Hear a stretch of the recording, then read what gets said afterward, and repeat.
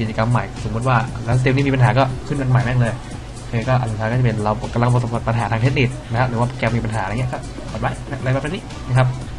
โอเคเมื่อมันตัวอย่างเสร็จแล้วมันจะขึ้นว่าสตรีมมิ่งนะครับเรื่องสตรีมมิ่งกดไปเลยโอเคตอนนี้ก็จะขึ้นถ่ายทอดสดแล้วนะฮะ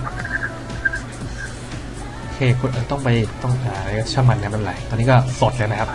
สดแล้วนะครับสดๆเลยเนี่ยดุนๆเนี่ยโอ้นมตัวกิจกรรมใหม่สมมติว่าแล้วสตรีมนี้มีปัญหาก็ขึ้นกิจกรรมใหม่ที่หรือว่าสตรีมนี้มีปัญหาก็กำลังประสบปัญหาทางเทคนิคก็หรือว่าโปรแกรมเรากำลังประสบปัญหาทางเทคนิคนะครับเราโปรแกรมขึ้นสดปุ๊บโอเคเมื่อมันตัวอย่างแล้วนะครับ